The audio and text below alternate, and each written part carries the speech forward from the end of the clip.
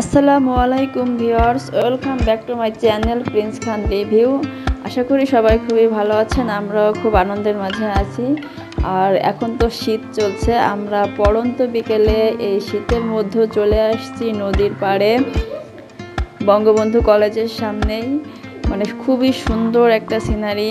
এখানে গাঁদা ফুল লাগিয়েছে, আর নদীর পাড়ে তো খুবই সুন্দর লাগে। তো এই সৌন্দর্য উপভোগ করতে আমরা চলে এসেছি। তো যারা খুলনায় আছেন বঙ্গবন্ধু কলেজের আশেপাশে, তারা অবশ্যই এই দৃশ্যটি দেখতে আসবেন। তো আমরা সবাই মিলে এসেছি, প্রিন্সও এসেছে।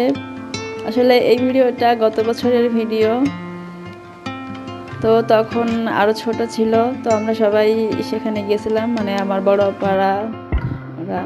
তো এমন সময় বড় একটা লঞ্চ আসছে নদীর থেকে। তো এত সুন্দর এই দৃশ্যটা, আসলে দেখে একেবারে চোখ জুড়িয়ে গেল। তা আমরা আসলে অনেক সুন্দর সুন্দর জিনিস দেখতে অনেক দূরে যাই, কিন্তু আমাদের আশেপাশে এত সুন্দর জিনিস থাকে যেটা আসলে আমরা কল্পনাই করি না বা উপভোগ করি না। তো আর এত সুন্দর একটা সিস্টেম করেছে কলেজের সামনে। কলেজ কর্তৃপক্ষকে অনেক অনেক ধন্যবাদ, যারা এই সিস্টেমটা করে রেখেছে। মানুষজন আসতে পারে, দেখতে পারে, এখানে দাঁড়াতে পারে, গল্প করতে পারে।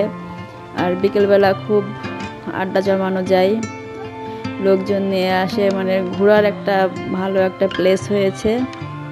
তো আমি তো অনেকদিন পরে গিয়েছিলাম, তো নাকি আরও আগে করা হয়েছে। তো খুবই ভালো লাগলো আসলে এখানে এসে। তো আর নদীর সামনে দাঁড়ালেই সবার মন একেবারেই ফ্রেশ হয়ে যায়। দেখুন কত সুন্দর লাগছে। যারা অবশ্যই সচরাচর এরকম ঘুরতে যেতে পারে না, তারা এখানকার মানুষেরা এখানে বেশিরভাগ এসে ভিড় জমায়, উপভোগ করে নদীর এই সৌন্দর্যটা। নৌকা যায়, তারপরে ট্রলার, লঞ্চ, এখান থেকে সব কিছুই যাতায়াত করে।